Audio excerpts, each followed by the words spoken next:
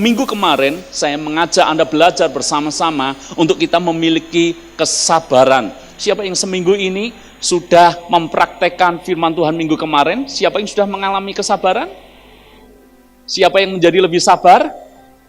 Halo, saya berdoa lewat firman Tuhan yang praktis sehari-hari, dan saya yakin ini sangat aplikatif dalam hidup kita sehari-hari.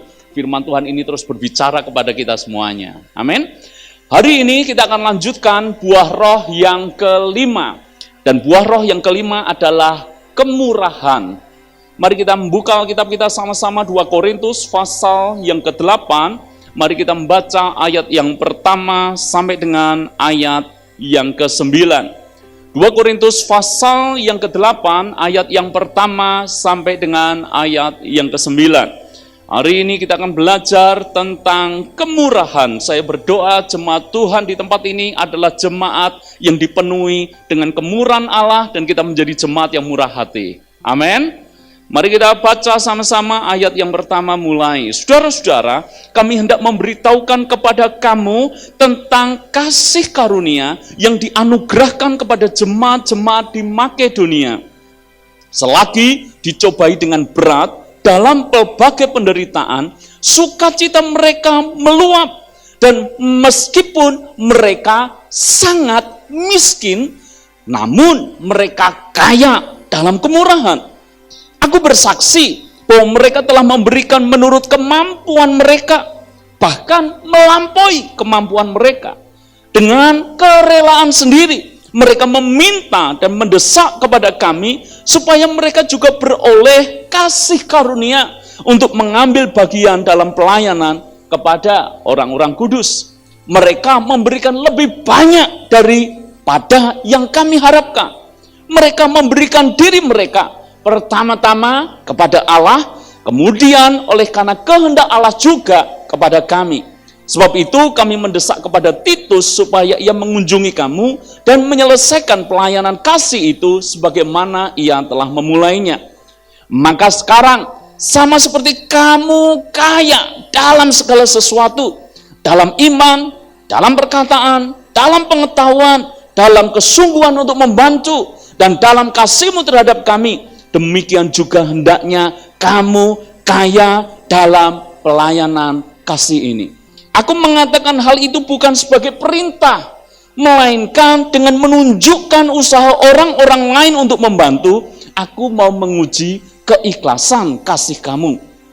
Karena kamu telah mengenal kasih karunia Tuhan kita Yesus Kristus, bahwa ia yang oleh karena kamu menjadi miskin, sekalipun ia kaya, supaya kamu menjadi kaya oleh karena kemiskinannya. Kenapa kita perlu belajar untuk murah hati? Lukas 6 ayat yang ke-36 berkata seperti ini. Hendaklah kamu murah hati sama seperti Bapamu adalah murah hati. Murah hati karena Allah kita adalah murah hati. Kita harus memiliki DNA yang sama dengan Bapa di sorga. Kalau Bapa kita penuh dengan kemurahan, maka kita anak-anaknya secara otomatis harusnya menjadi orang yang murah hati. Murah hati kepada sesama kita, murah hati kepada keluarga kita, murah hati kepada saudara seiman kita, bahkan murah hati kepada orang yang berlainan dengan iman kepada kita sekalipun. Kenapa? Bapa kita di sorga adalah murah hati. Saudara-saudara, firman Tuhan berkata seperti ini. Kalau kita berkata kita mengasihi Tuhan, tetapi kita tidak mengasihi sesama, maka firman Tuhan berkata, itu adalah pendusta. Sebab kita mengatakan kita bisa mengasihi Tuhan yang tidak kelihatan, dan bagaimana mungkin kepada sesama yang kelihatan saja kita tidak bisa melakukannya. Jadi dengan kata lain, kalau Anda atau saya berkata, saya mengasihi Tuhan, maka ukurannya menurut firman Tuhan adalah, mari yang kelihatan dulu aja. Bagaimana kemurahan hati kita kepada sesama itu menunjukkan apakah kita mengasihi Tuhan. Amin, Ibu Bapak Saudara. Jadi dengan kata lain Tuhan mau berkata, kalau kita ngomong mengasihi Tuhan dan sementara kita menutup mata dengan sesama kita, itu sebuah dusta atau kebohongan. Dan kalau Anda punya kasih, kita belajar yang pertama kemarin, love is verb. Kasih itu sebuah tindakan nyata, saudara. Kasih itu tidak hanya sekedar konsep, kasih itu tidak hanya sekedar teori, bahkan kasih itu tidak hanya sekedar saya ingin. Kalau saya ingin murah hati, itu belum berarti saya murah hati. Saya ingin mengasihi, belum tentu saya mengasihi. Saya ingin melakukan ini untuk membantu, tapi sekedar ingin, itu tidak mengerjakan sesuatu. Kasih harus diwujudkan dalam tindakan yang nyata. Saya ingin menjelaskan ayat-ayat yang ditulis Paulus ini. 2 Korintus pasal yang ke-8 ini adalah tulisan Rasul Paulus kepada jemaat di mana? Di Korintus. Saya ingin ceritakan sedikit latar belakangnya. Jemaat Korintus ini adalah jemaat yang ideal. Jadi kalau ditanya gembala mana kalau menginginkan jemaat, maka mereka akan berkata ya mestinya jemaat seperti di Korintus. Pendeta manapun ditanya, jemaat mana yang kamu inginkan? Jemaat Korintus. Kenapa? Jemaat Korintus ini penuh dengan karunia. Jadi kalau Anda baca 2 Korintus pasal 11, 1 Korintus pasal 12, ini tentang karunia-karunia yang luar biasa yang didapati di jemaat Korintus. Sudah punya banyak karunia, sudah banyak talenta, mereka ini orang-orang terpandang, orang-orang luar biasa. Dan Rasul Paulus juga menekankan, jemaat Korintus adalah jemaat yang kaya. Kenapa saudara? Kalau Anda belajar peta Alkitab, Korintus itu letaknya di jalur perdagangan. Jadi di mana letak atau daerah itu strategis, biasanya di situ kemajuan secara ekonomi akan mengikuti. Korintus ini berada di jalur perdagangan. Artinya mereka semuanya yang ada di kota itu maju. Ekonominya makmur, saudara. Orang Kristen termasuk di dalamnya yang ada di sana itu sangat maju. Sehingga tidak berlebihan kalau Paulus menyebut mereka jemaat yang kaya. Tapi problemnya adalah mereka ini punya banyak karunia. Mereka ini kaya secara finansial atau secara ekonomi. Tapi problem jemaat Korintus adalah mereka ini jemaat yang pelit. Pelit bin medit. Jadi super pelit, saudara. Sehingga ketika pekerjaan Tuhan membutuhkan support dari mereka, dukungan mereka, ini jemaat Korintus tutup mata. Sebagai pemimpin rohani, maka Paulus menulis surat kepada mereka. Dan cara Paulus menulis surat itu menarik. Jadi dia tidak mengkhotbahi jemaat Korintus, tapi Paulus justru memberikan contoh, yaitu jemaat di Makedonia. Seperti apa jemaat Makedonia? Jemaat Makedonia ini bertolak belakang dari jemaat Korintus. Ini jemaat yang miskin. Dan Alkitab menulis sangat miskin. Jadi Anda bisa bayangkan, kalau Alkitab menulis sangat miskin, itu berarti tidak cuma miskin, tapi benar-benar miskin sekali, saudara. Ini jemaat yang miskin, tidak cuma miskin, Alkitab juga menulis mereka dicobai dengan pelbagai penderitaan. Jadi tidak cuma satu macam penderitaan. Pelbagai penderitaan itu artinya penderitaan mereka banyak. Jadi ini komplit sudah, saudara. Sudah miskin, penderitaannya banyak. Kalau gembala ditanya pengen jemaat Makedonia atau jemaat Korintus, kemungkinan besar banyak pemimpin rohani akan berkata pilih Korintus. Yang ini jemaat bermasalah, penderitaannya banyak, miskin lagi. Bayangannya seperti itu. Tapi ini kebalik, saudara. Karena Paulus mengatakan kepada jemaat Korintus seperti ini, kamu mesti belajar dari jemaat Makedonia. Mereka ini miskin, tapi kaya dalam kemurahan. Mereka dicobai dengan pelbagai penderitaan, tapi begitu mendengar pelayanan kasih ini, mereka memaksa Paulus untuk mereka terlibat dalam pelayanan kasih. Dan Paulus menganggap itu hal yang luar biasa. Kita belajar tentang kemurahan hati seperti ini. Kabar baik buat Anda semuanya adalah kemurahan hati di hadapan Tuhan tidak tergantung seberapa kayanya Anda. Karena kemurahan bukan menunjuk pada seberapa yang kita punya, tapi menunjuk seberapa yang kita korbankan dan persembahkan. Sekali lagi, kalau bicara soal murah hati, ini tidak soal apakah Anda beri banyak atau Anda beri sedikit. Sebab ukurannya bukan jumlah, baik-baik. Ukurannya selalu seberapa yang bersedia kita korbankan. Yesus satu kali berada di bait Allah dan dia mengamati orang-orang ketika memberikan persembahan. Orang-orang kaya memberikan persembahan dalam jumlah yang besar, dalam jumlah yang banyak. Dan Yesus tidak komen apa-apa. Yesus tidak berkata kepada muridnya, "Senggol, lihat itu, persembahannya banyak. Ini orang kaya." Yesus tidak ngomong demikian. Tidak komen apa-apa.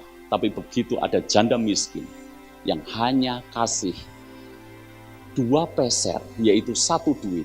Itu jumlah yang sangat kecil. Dan begitu janda miskin ini memasukkan uang itu, langsung Yesus berkata kepada murid-muridnya untuk ngajari mereka. Murid-murid mungkin pikirnya, orang yang berkenan kepada Allah kalau memberi yang banyak. Padahal Yesus berkata kepada murid-muridnya, lihat, sesungguhnya janda ini memberi jauh lebih banyak dibandingkan dengan orang-orang kaya itu. Kenapa? Janda ini memberi dari kekurangannya. Orang-orang kaya itu memberi dari kelebihannya. Saudara-saudara, yang diperhitungkan Tuhan bukan seberapa besar yang kita beri, tapi seberapa besar yang kita korbankan. Kenapa janda ini begitu besar pemberiannya di hadapan Tuhan? Karena janda ini memberikan sekalipun kecil, tapi Yesus berkata, itu seluruh nafkahnya. Saudara-saudara yang dikasihi oleh Tuhan, saya ingin mengatakan kepada Anda semuanya seperti ini. Kalau Anda ingin jadi orang murah hati, jangan tunggu Anda menjadi kaya dulu, baru Anda murah hati. Banyak orang berkata, kalau saya diberkati, saya pasti akan membantu. Kalau saya diberkati, pasti orang itu akan saya tolong. Kalau saya dibuat kaya, mana keluarga saya yang mengalami penderitaan, kekurangan, saya akan support pasti. Tapi kabar buruknya saya mengatakan kepada Anda seperti ini. Kalau dalam keadaan tidak punya saja dia tidak mau beri, dalam keadaan kita yang sekarang kita tidak mau beri, dengan kata lain dia tunggu kaya dulu mau beri. Nanti kaya hendak dia beri. Percaya saya. Orang tambah kaya tidak selalu tambah murah hati. Orang tambah kaya, tambah medit bisa, saudara. Betul enggak? Hah? Orang Jawa bilang, kacang hijau 1 butir saja ditimbang. Artinya apa? Ini meditnya luar biasa. Jadi kalau dalam keadaan kita sekarang kita berkata, Tuhan berkati saya, nanti saya pasti akan murah hati dan saya akan suka memberi. Tidak akan terjadi, saudara. Karena memberi jangan nunggu kaya dulu. Justru memberi dalam keadaan kita yang sekarang. Murah hati itu jangan nunggu kaya, saudara. Murah hati adalah perintah Tuhan kepada kita, tanpa melihat keadaan kita kaya atau tidak. Saudara-saudara, saya ingin mengatakan kepada saudara semuanya. Kenapa saya mengatakan ini kepada jemaat? Anda kenal saya, ini topik yang saya sebetulnya paling tidak suka, paling segan, paling sungkan saya mengatakan kepada Anda. Karena ini sensitif. Tapi saya mengajar Anda supaya Anda hidup jadi berkat. Minimal bagi keluargamu, bagi tetanggamu, bagi teman-temanmu, bagi orang-orang yang mengenal Anda. Dan lebih daripada itu, pelajaran ini justru akan menjadi berkat buat Anda. Amin. Banyak orang berkata, rahasia diberkati itu apa? Jadi orang itu cari namanya Holy Grail. Rahasia di atas rahasia. Jadi kayak core of the core gitu ya. Rahasia di atas rahasia. Rahasia yang paling, saudara. Dan ketika ketemu ini, mereka semuanya enggan untuk melakukannya. Padahal ini sebetulnya adalah kunci untuk kita hidup dalam berkat. Saya akan nanti tunjukkan beberapa ayat di dalam Alkitab. Tapi kali ini, saudara, saya ingin mengatakan kepada jemaat seperti ini. Kalau Anda murah hati, bahkan sekalipun hari ini Anda pas-pasan, saya berkata, Anda bakat jadi orang kaya. Amin. Yuk diulangi lagi. Siapa yang hari ini pas-pasan, tidak usah angkat tangan, karena kesioting, saudara. Siapa yang pas-pasan, tapi kalau Anda punya kemurahan hati, Anda bakat jadi orang kaya. Kalau Anda kelihatannya banyak hari ini, tapi pelitnya luar biasa, Anda tidak cocok jadi orang kaya. Serius. Saya ngomong seperti ini bukan karena dalam posisi saya gembala, seperti saya tadi bilang, agak tidak enak, saudara. Tapi saya ngomong seperti ini feel free. Saya tidak dalam tanda kutip dapat keuntungan apapun kalau Anda memberi. Kalau Anda memberi, saya tidak tambah kaya. Dan kalau Anda tidak memberi, saya juga tidak jadi miskin. Jadi kita ini sebetulnya dalam posisi sama. Dan sekali lagi, untuk uang gereja saya tidak pernah mengambil uang 1% pun saya tidak, saudara. Saya juga melakukan hal yang sama. Makanya karena saya melakukan hal yang sama, saya sebagai pimpinan, gembala saudara, saya mengajak Anda lakukan yang sama. Karena ini kunci hidup kami. Kenapa hidup kami diberkati? Kami melewati masa sulit, kami melewati masa-masa tantangan. Tapi sejak dari awal saudara, kami ini dilatih Tuhan sama uang, jangan medit. Uang bukan untuk digenggam erat-erat. Uang itu hanya alat. Dan yang menarik adalah, kalau kita bisa jadi berkat melalui uang kita, Tuhan akan percayakan banyak perkara lebih besar lagi kepada kita. Saya khotbah seperti ini karena saya melakukan.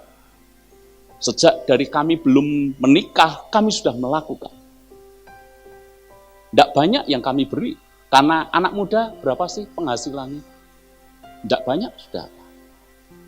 Tapi saya menyaksikan kepada saudara, orang yang murah hati tidak pernah kekurangan apapun yang baik.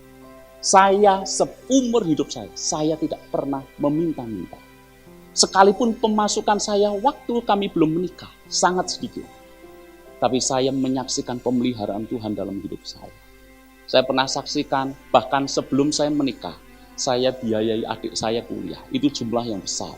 Dalam kondisi seperti itu, saya memberi kepada Tuhan, memberi kepada pekerjaan Tuhan, memberi kepada orang tua, kami lakukan terus. Kenapa? Saya mau jadi orang, sekalipun belum kaya, paling tidak minimal ada bakat untuk kaya. Amin. Sing parah itu sudah belum kaya, pas-pasan, mentalnya, saya tidak tekan ngomong, saudara.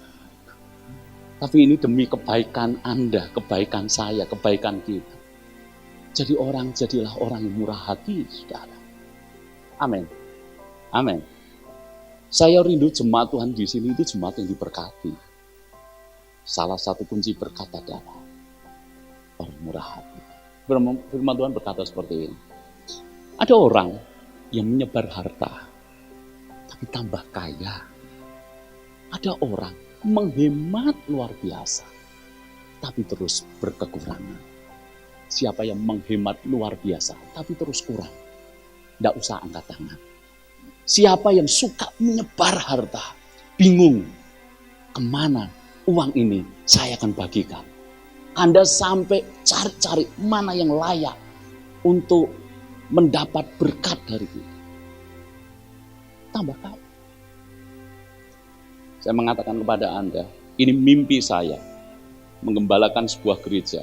Saya ingin gereja ini juga diberkati. Tapi saya ingin berkata kepada Anda, sekaligus khotbah ini bisa direkam, kalau saya melenceng bisa diingatkan saya. Saya ingin gereja ini diberkati, keuangannya bagus, lalu kemudian gereja ini tidak menggemukkan diri sendiri. Saya punya mimpi, gereja ini bisa memberkati banyak pekerjaan Tuhan, banyak yang lain. Saya sudah punya mimpi, seharusnya banyak penginjil yang bisa diutus ke pedalaman, ke pelosok, mereka terkendala biaya. Saya punya mimpi, banyak orang pengen sekolah Alkitab, terkendala biaya. Saya punya mimpi, gereja kita menjadi gereja yang diberkati, lalu kemudian kita bisa support untuk pekerjaan Tuhan. Hidup ini kan singkat, saudara. Saya sudah memasuki separuh dari kehidupan. 43, karena Alkitab berkata paling 70 atau 80, selebihnya bonus. Sudah separuh. Saya pikir, toh mati ya enggak bawa apa-apa, betul? Rem mati bawa emas, ada? Tas Hermes, ada? Ya boleh dibawakan, disertakan, tapi enggak kepake juga. Jadi saya pikir gereja juga sama kok. Gereja itu harusnya bisa jadi berkat, saudara. Dan saya punya mimpi seperti itu. Kalau Anda jemaat merasa Anda ditempatkan di sini, ayo sama-sama. Saya berdoa Anda jemaat yang diberkati, tapi bukan untuk diri sendiri. Keuangan Anda, saya pastikan kami akan pengurus, akan kelola dengan bijak, kami akan kelola dengan baik. Tidak akan pernah diselewengkan untuk apapun, bahkan untuk kepentingan diri sendiri. Kita punya mimpi yang besar, bahwa gereja harus menjadi berkat bagi banyak orang. Amin. Saya membayangkan seandainya gereja dengan keuangan yang besar, bisa bikin sekolah yang bagus, datangkan guru-guru yang bagus, biaya yang sangat murah, bahkan free, kasih beasiswa, cetak orang-orang yang takut akan Tuhan, pinter, ngerti hatinya Tuhan. Ini gereja jadi efektif luar biasa. Kalau gereja bisa bangun rumah sakit yang enggak mata duitan, rumah sakit yang punya kasih, care dengan banyak orang, dan bisa disupport oleh gereja, itu luar biasa. Itu mimpi saya sebagai pemimpin Anda, dan saya tahu semoga Tuhan akan wujudkan kita semuanya, dan diawali dari jemaat yang murah hati, diawali dari pemimpin yang murah hati. Saya sungguh berdoa, tidak ada satupun jemaat yang pelit di sini. Amin. Siapa yang pelit? Tidak usah angkat tangan. Saudara-saudara yang dikasihi oleh Tuhan. Yang kedua, saya ingin mengajak kita belajar tentang kemurahan hati. Ayat yang pertama dari 2 Korintus pasal yang ke-8. 2 Korintus pasal yang ke-8 ayat yang pertama. Saudara-saudara, kami hendak memberitahukan kepada kamu tentang kasih karunia yang dianugerahkan kepada jemaat-jemaat di Makedonia. Coba cek, teliti baik-baik. Yang dapat kasih karunia ini jemaat Korintus atau jemaat Makedonia? Makedonia. Loncat ayat yang keempat, ini menarik sekali. Dengan kerelaan sendiri, mereka meminta dan mendesak kepada kami, mendesak kepada Paulus maksudnya, supaya mereka, ini jemaat Makedonia, supaya mereka juga beroleh kasih karunia untuk mengambil bagian dalam pelayanan kepada orang-orang kudus. Ini ada konsep yang kebalik dengan konsep umum. Konsep umum adalah kalau dapat sesuatu berarti dapat kasih karunia. Betul nggak? Saya ketemu dengan banyak orang ketika dapat sesuatu, dapat diskon, dapat harga spesial, dia ngomong ke saya, ya saya dapat kasih karunia. Tidak salah saudara, Anda dapat itu kasih karunia. Tapi Alkitab juga mengajar kita, memberi itu juga kasih karunia. Selama ini kita tidak pikir saudara, selama ini kita pikir kalau dapat pemberian, dapat harga murah, kasih karunia. Tapi kalau kita memberi, itu juga adalah kasih karunia. Kenapa saya berkata memberi itu kasih karunia? Seperti ini, saudara. Ada orang ingin memberi, tapi tidak punya sesuatu yang bisa diberi. Anda pernah ketemu seperti ini? Aku pengennya nolong, tapi aku tidak punya uang untuk tolong. Aku pengennya bantu, tapi aku tidak ada waktu untuk bantu. Pengen, tapi tidak punya. Kondisi yang kedua adalah, dia punya, tapi tidak pengen. Betul? Kondisi pertama, pengen, tapi tidak punya. Kondisi kedua, dia pengen, dia punya, tapi tidak ingin. Makanya kalau kita punya untuk kita bisa beri, dan kita ingin dan rela melakukannya, kelak sudah Alkitab menyebutnya beroleh kasih karunia. Ingin bantu, tapi tidak ada sesuatu yang kita bisa berikan. Itu nyesek saudara. Tapi sebaliknya, punya tapi tidak ingin melakukan, itu kebangetan.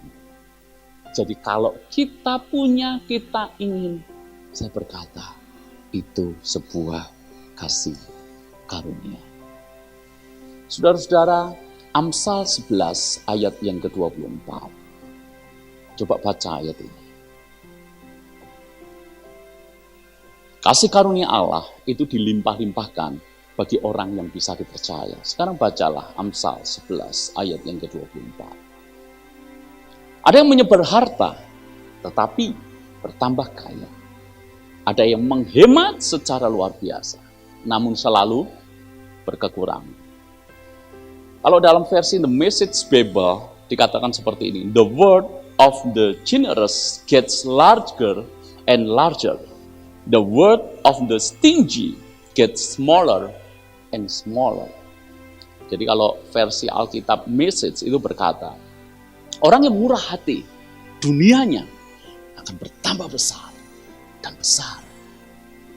Tapi orang yang kikir, pelit, dunianya akan menjadi kecil dan bertambah kecil. Anda amati, orang yang murah hati, dunianya makin besar. Karena dipercayakan Tuhan banyak hal yang besar. Bukankah input dan output itu harus berjalan bersama-sama? Anda makan, itu input. Dan Anda juga harus output. Anda cuma input, tidak bisa output. Masuk rumah sakit, saudara. Betul nggak? Karena prinsip Alkitab itu seperti itu. Ada yang kita terima, dan ada yang harus keluar, kita bagikan. Dunia orang yang murah hati akan bertambah besar, karena Tuhan akan percayakan perkara-perkara yang lebih besar. Orang yang murah hati biasanya punya banyak teman, paling enggak. Betul enggak? Orang yang pelit, dunianya makin kecil. Orang malas berteman dengan orang pelit. Karena orang pelit itu tipikalnya adalah dia maunya menerima, tapi tidak mau memberi. Dalam sebuah pertemanan, mintanya ditraktir, tapi tidak pernah traktir. Lebih suka mana? Ditraktir atau mentraktir? Senyum Anda yang tidak terlihat itu menjadi jawaban. Suka mana, saudara? Ayo, saya tanya, saudara. Kalau ditraktir, saya dapat kasih karunia. Padahal kasih karunia adalah ketika kita mentraktir loh, saudara. Orang yang kikir, pelit, dunianya tambah kecil.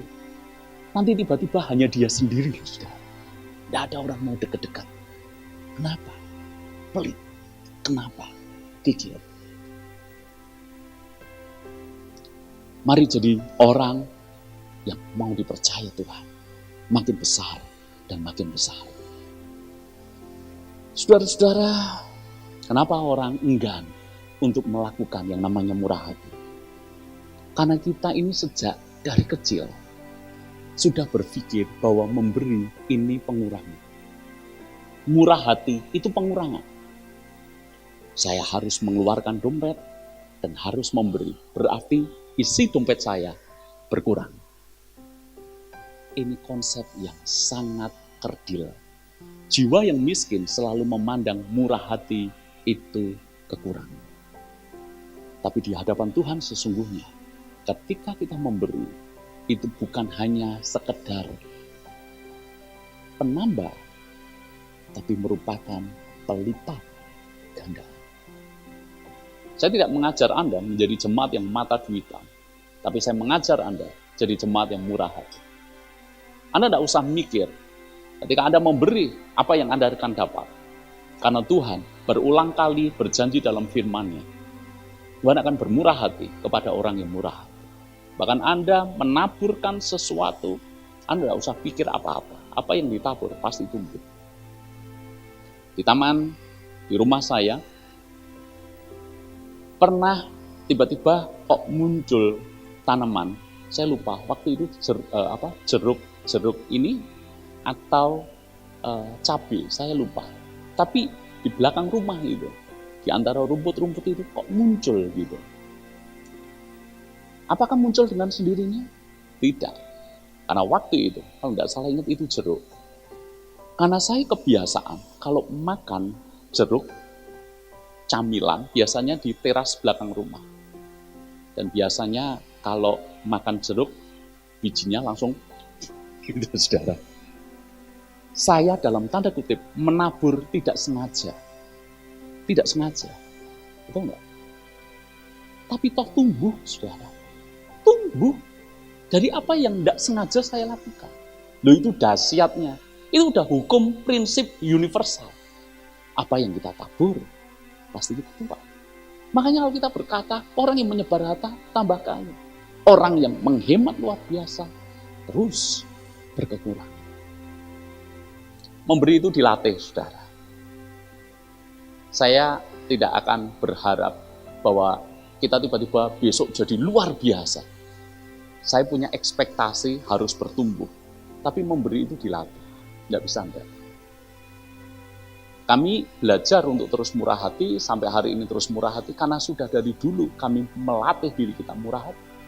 Saya mengajar anak saya ajar Brian untuk jadi orang yang murah hati. Karena anak itu gini, ini nature manusia.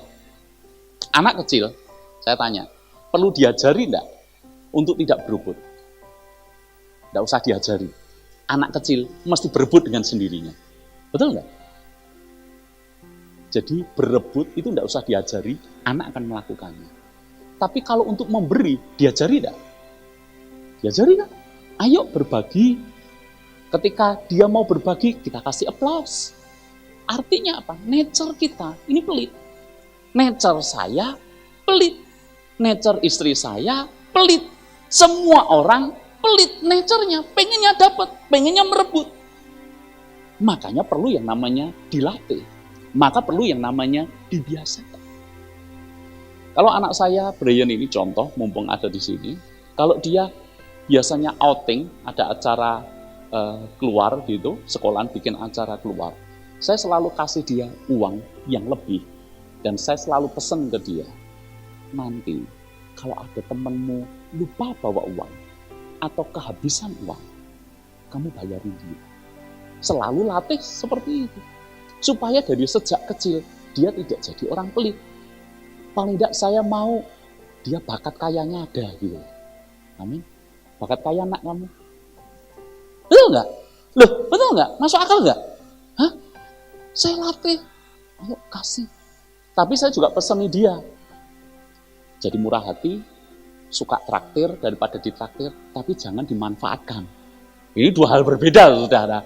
Murah hati itu tidak berarti dimanfaatkan. Nanti jadinya bukan murah hati, tapi dibodohi. Murah hati tidak seperti itu. Murah hati itu Anda ngerti prioritas. Mana yang dibantu, mana yang tidak. Kalau orang malas, orang tidak mau usaha, lalu kemudian atas nama murah hati bantu terus. Itu bukan murah hati. Itu tindakan yang bodoh. Bahkan ada orang nanti akan mengutip kisah para rasul, jemaat datang ke gereja dan berkata, harusnya gereja mempraktekkan kisah para rasul pasal yang kedua. Bukankah di situ dikatakan, dan mereka berbagi hidup bersama, yang kaya menjual tanahnya, menjual ladangnya, lalu kemudian dibagi-bagikan kepada orang miskin. Baca ayat itu. Diterapkan di zaman sekarang bisa enggak? Bukan Alkitab tidak relevan, tapi konteksnya beda. Kita tidak bisa kutip ayat itu. Kalau dipraktekkan di zaman sekarang, percayalah, nanti banyak orang malas di gereja. Karena konteks zaman itu, kisah para rasul 2, itu kan jemaat dianiaya dalam penderitaan hebat, mereka bersembunyi, tidak bisa keluar, tidak bisa dagang, tidak bisa kerja, tidak dapat duit. Lah, makanya latar belakangnya adalah, ayo yang kaya, jual, bagikan kepada orang miskin supaya mereka hidup. Konteksnya itu. Nah sekarang kan kita tidak hidup dalam tekanan. Ada di sini yang takut keluar rumah. Halo? Enggak kan? Jadi konteksnya beda. Maksud saya adalah Jadi murah hati, tapi bukan berarti kita bodoh dimanfaatkan. Tidak. Tapi latih diri kita untuk murah hati. Latihlah mulai dari hal-hal kecil, saudara.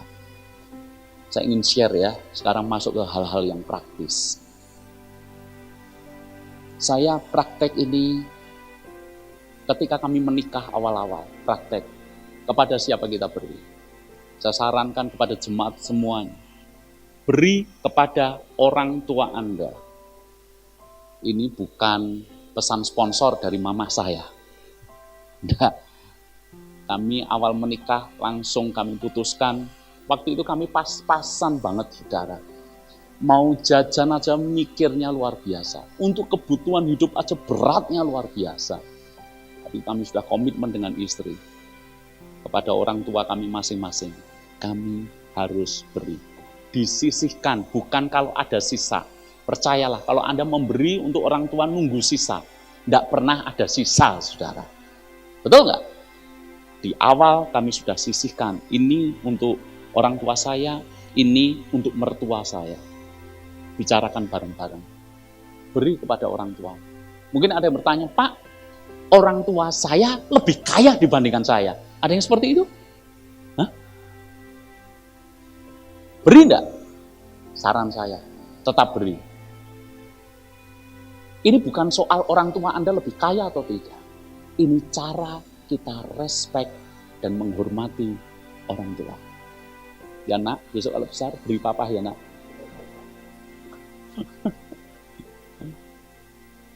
Orang tua itu suka kalau anaknya memberi. Bukan soal pemberiannya. Saya tahu beberapa orang tua tidak tega. Ketika anaknya dalam kondisi mepet, dia ngerti anaknya pas-pasan, tapi beri. Saya tahu banyak orang tua tidak tega. Tapi orang tua saya pesen, terima pemberian anakmu. Dengan cara itulah, anakmu akan diberkati itulah. Bukankah Alkitab berkata, hormatilah ayah ibumu, maka panjang usiamu dan baiklah keadaanmu. Baru menghormati saja berkatnya luar biasa. Apalagi dengan dia memberkati orang tuanya. Apalagi dengan dia masa sulit, dia masih mau memberkati orang tuanya. Tuhan tidak akan pernah tutup mata. Hari ini hidup kami cukup, bahkan diberkati. Karena kami belajar respect dengan orang tua. Dan punya hati untuk memberi dengan orang tua. Praktek ya jemaat. Amin. Dimulai dari mungkin tidak banyak, tidak apa-apa. Sedikit dulu, namanya dilatih, saudara. Sedikit dulu tidak apa-apa, yang penting konsisten. Beri dan beri. Kepada siapa lagi? Keluargamu, beri. Jangan terlalu hitungan, pelit dengan keluargamu sendiri. Kadang-kala, ya kalau kita minta sih, kalau bisa satu keluarga itu seimbang dalam banyak hal.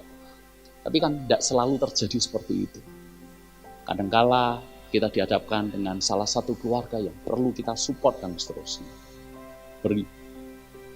Beri. Kepada siapa lagi kita memberi? Kepada sesama yang membutuhkan pertolongan Anda.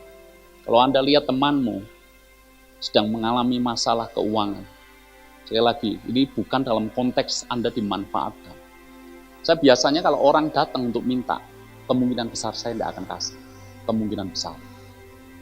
Biasanya ketika ngobrol, saya tahu apa yang menjadi kebutuhannya. Tidak usah dia minta. Kami biasanya kasih.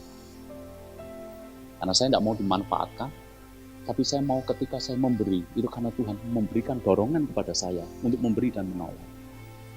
Maka mulai sekarang cobalah peka dengan sesamamu. Anda lihat mana yang perlu ditolong, tolong. Amin. Halo? Yakin? Kabot? Dilatih, saudara. Nanti Anda terbiasa. Nanti Anda akan hobi memberi, saudara. Anda pengennya siapa lagi ya? Saya tolong ya. Siapa lagi ya? Kalau misalnya, ini contoh-contoh sepele. Misalnya, teman-teman, ini kan punya banyak komunitas. Komunitas apapun lah Anda punya. Pastikan Anda jangan jadi orang Kristen yang pelit. mau tilik temen yang mondok di rumah sakit, urunan, waduh, klien-klien. Kalau bisa, moga-moga tidak ditagih, pura-pura lupa, pura-pura tidak baca WA. Lalu kemudian ketika sudah selesai baru, oh kapan tiliknya? Segitu saudara. Bis. Kalau makan, pura-pura lupa bawa dompet. Aduh, tinggalan. Aduh, dibawa istri. Wah, aku pengen traktir sebelumnya. Kali-kali orang seperti ini perlu dikerjain, saudara. Jangan pelit lah. Malu-malui. Orang Kristen kok pelit. Kayak tidak diberkati aja. Betul? Hah? Jadi orang Kristen murah hati, saudara. Sama teman, sama tetangga, orang yang butuh ditolong. Jangan ragu untuk memberi. Untuk pekerjaan Tuhan. Ayo, jadilah orang yang murah hati. Saya ngomong dalam konteks ini, sekali lagi bukan karena gereja sedang punya pergumulan untuk tanah. Tidak, soal itu saya kok yakin 100%. Saya beri atau tidak, Anda beri atau tidak. Kalau itu Tuhan suruh, pasti Tuhan cukupkan. Jadi kalau ditanya saya dalam titik sebuah keyakinan, tidak takut saudara, pasti Tuhan cukupkan. Jadi saya ngomong seperti ini bukan dalam konteks memancing Anda. Tidak, saudara. Anda kenal saya bukan tipikal seperti itu. Kelemahan saya ini rodok gengsian, saudara. Ya ini kelemahan, tapi justru kelebihan juga. Jadi kalau pendeta tidak gengsian itu bahaya sebetulnya. Kalau pendeta gengsian itu rodok kajen, saudara. Jadi tidak usah. Padahal saudara, tenang, bisa, cukup. Kan itu selalu yang saya katakan kan. Saya ngomong sekali lagi dalam konteks saya harus apalagi minta sesuatu kepada Anda. Konteksnya adalah saya mengajar Anda, jemaat, Anda juga harus mengerti pekerjaan Tuhan. Amin. Gini loh, apa yang kita kasih, apa yang kita cintai, nanti fokus, waktu, uang akan mengalir ke situ kok. Siapa yang lagi demen sepeda? Angkat tangan, selain gembala saudara. Ini juga lagi demen-demennya sepeda ini saudara. Siapa yang lagi cinta sepeda? Kalau Anda cinta sepeda, Anda tidak iman toh duit Anda ngalir ke sepeda. Sampai bertebaran banyak video di WA. Mulia kono. Betul enggak? Iya sepeda meneh. Dibawain magic jar, betul enggak? Anda lihat itu? Itu kan? Ditanya, kamu ganti ya? Udah punya temen, betul? Dipinjemi temen. Kalau sama temen ngakunya 2 juta. Sama temen itu biasanya antar penghobi dimahalkan. Kalau ditanya istri, didiskon, betul enggak? Harga 1 juta ditanya temen berapa? 2 juta. Ditanya istri berapa? 500.000 cicilan 5 kali, betul enggak? Kenapa kita tekan? Loh, gila enggak? Orang beli sepeda ratusan juta loh. Ada banyak orang saya kenal saudara. Ada yang mau? Ini mumpung ada second dijual loh. Ratusan juta hanya untuk sepeda. Itu masih ngejot, masih capek, masih berkeringat, ratusan juta. Kok enggak sayang? Ya dia cinta kok. Jadi kemana dia cinta, uang akan mengalir. Orang yang enggak cinta, ya enggak akan mengalir. Orang yang enggak suka sepeda, lihat sepeda ratusan juta, akan ngomong, gila apa? Betul enggak? Orang yang hobi makan, untuk makanan, dia enggak eman. Karena dia cinta kuliner. Sekali makan, wagyu, 500.000, 700.000. Orang yang suka kuliner, enggak eman. Saya tanya, yang enggak hobi kuliner, yang sukanya pecel dan soto, mau enggak Anda beli wagyu 500.000? Mikir kan? Betul enggak? Orang suka fashion, menurut saya enggak masuk akal tuh. Tas kok ratusan juta. Hermes itu berapa itu? Ada yang punya? Tanggul angin punya kan Mas ya? Cibaduyut kan? Tapi benar-benar punya ratusan juta, kok dibeli? Orang kalau sudah cinta, tidak ada istilah mahal. Makanya ketika Maria mengurapi Yesus dengan minyak narwastu yang mahal, Yudas kan menegur, Ini pemborosan buat apa? Ini kalau dijual dibagikan orang miskin, ini bisa. Padahal motivasi Yudas bukan itu, karena dia ini koruptor, itu aja. Tapi pertanyaan saya, kenapa Maria berani gaji 1 tahun loh saudara, dikumpulin jadi minyak, lalu kemudian diurapkan kepada Yesus. Karena dia cinta Yesus, tidak ada yang diiman ke Yesus. Saya akhiri dengan seperti ini. Amsal 11 ayat yang ke-25. Amsal 11 ayat yang ke-25, dan ini menjadi ayat yang terakhir. Amsal 11 ayat yang ke-25. Siapa banyak memberi berkat, diberi kelimpahan. Siapa memberi minum, ia sendiri akan diberi minum. Siapa yang mau hidupnya berlimpah-limpah? Abot toh, karena Anda sudah ngerti ujungnya kan? Siapa mau diberkati lebih? Percaya firman Tuhan. Orang yang banyak memberi berkat, diberi kelimpahan. Amin. Suka tidak suka, percaya tidak percaya, firman Tuhan tidak pernah gagal. Bulan kemarin ada seorang imam di gereja kita. Seorang imam di gereja kita memang mendapat PK atau persembahan kasih. Jumlahnya memang tidak seberapa, saudara. Dan imam ini datang kepada saya dan berkata, mulai bulan depan saya tidak usah lagi menerima. Jadi dengan kata lain dia ngomong stop. Saya tidak usah terima persembahan ini. Saya tanya, lah kenapa? Karena saya tahu juga hidupnya masih struggle. Saudara. Dia ngomong seperti ini.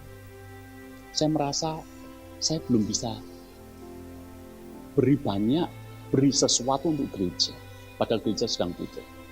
Jadi kalau saya belum bisa beri, saya tidak usah diberi, maksudnya gitu. Supaya tidak menjadi beban bagi gereja. Dengan kata lain sebetulnya dia murah hati, dia memberi dalam tanda kutip, sekalipun dengan cara dia tidak menerima, itu dia memberi. 3 hari selang daripada itu, ketemu saya dan dia cerita, Jumat kemarin cerita, selang 3 hari, dia merasa hidupnya, dia dan istrinya itu diberkati luar biasa, mengalami terobosan yang luar biasa. Saya tidak menceritakan ini dengan tujuan apapun. Saya cuma menceritakan bahwa orang yang melakukan firman, suka tidak suka, percaya tidak percaya, firman Tuhan akan berlaku dan dipenuhi. Saya akan terus sekeluarga, kami akan terus menjadi orang yang murah hati. Saya akan menjadi pemimpin yang murah hati. Saya mengajak jemaat murah hati. Karena saya meyakini bahwa orang yang murah hati tidak akan pernah kekurangan apapun yang baik. Orang yang murah hati, anaknya, cucunya, keturunannya tidak akan pernah meminta-minta roti. Anda percaya atau tidak, tapi saya sebagai gembala Anda, saya benar-benar ingin mengajak Anda, jemaat Tuhan, punya mental orang yang murah hati. Hidupmu akan jadi berkat. Hidupmu akan jadi kesaksian yang baik. Hari-hari ini banyak orang butuh ditolong. Dan kalau Anda menjadi orang yang murah hati, nama Tuhan dipermuliakan dalam hidup.